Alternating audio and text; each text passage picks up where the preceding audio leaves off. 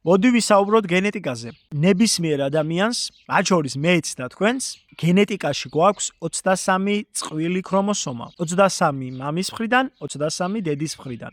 ამ თითოეულ 23 ქრომოსომაში არის ერთი ქრომოსომა, რომელიც არის გენეტიკური კოდი. ანუ მამის გენეტიკური კოდი და დედის გენეტიკური კოდი. შესაბამისად, ადამიანი რა სქესისაც არის, იმ სქესის განსაზღვრელ გენეტიკურ კოდს ატარებს და გამოავლენს. ანუ მამაკაცი ვერ გამოავლენს ქალის გენეტიკას და ქალი ვერ გამოავლენს მამაკაცის გენეტიკას. ამიტომ ყველა მამაკაცს აქვს გამოვლენილი საკუთარი მშობელი მამის გენეტიკური კოდი. ხოლო ყველა ქალბატონს, გოგონას აქვს მისი მშობელი დედის გენეტიკა და გენეტიკური კოდი. ახლა კი ჩავყვეთ გენეტიკურ ტესტირებას. არსებობს ორი ტიპის გენეტიკური ტესტირება. ერთი არის ავტოსომური გენეტიკის გამოკვლევა, ანუ ყველა წინაპრის გენეტიკის დაჯამებული ვერსია და ამით ჩვენ ვიგებთ რა პროცენტული რაოდენობა აქვს ამა თუ იმ ადამიანს, ამა თუ იმ ეროვნების. ალბათ თქვენ შეგხვედრიათ კიდევაც, რა ვიცი, სიტყვაზე 47% ქართველი, 30 ბერძენი,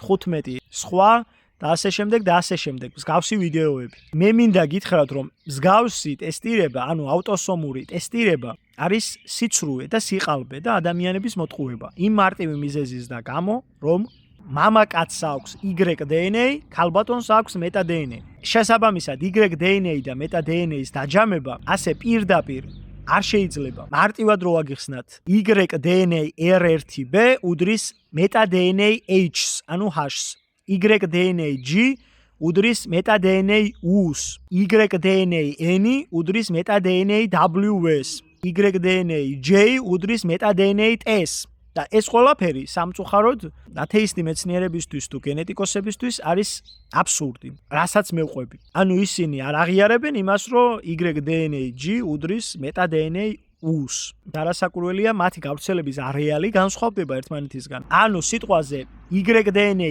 N შეიძლება იყოს გავრცელებული ყველაზე მეტად ფინეთის ტერიტორიაზე, მაგრამ მისი შესაბამისი მეტა-DNA V, ანუ WV შეიძლება იყოს ფინეთშიც, შეიძლება იყოს ჩრდილო კავკასიაშიც და შეიძლება იყოს ინდოეთშიც. ასეთ შემთხვევაში ავტოსომური ტესტირებისას მეტა-DNA WS, ანუ Y-DNA N-ის შესაბამისს დაუწერენ, რომ ეს არის ინდოეთის კოდი, ანუ ინდოელის კოდს ატარებს.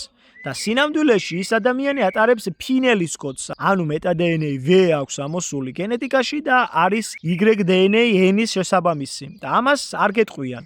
მსგავსი რაღაცა შეიძლება აღმოჩნდეს თურქებთან დაკავშირებითაც. მაგალითად, თურქების უმეტესობა მამაკაცურ ხაზში არ ატარებს თურქის გენეტიკას, ძალიან მცირეა, მაგრამ დედის ხაზში 20%-ია დაახლოებით თურქი, ანუ ქალბატონი თურქი უფრო მეტია ვიდრე მამაკაცი თურქი და ვიღაცა რო გაიტესტოს ქალბატონი თურქი და მას ამოუვიდეს მეტა-DNA V, ანუ N, ან მეტა-DNA სხვა, რომელიც შეესაბამება Q-ს, C-ს და ასე შემდეგ, მას დაუწერენ ავტოსომურში ყვილ მონაცემებს.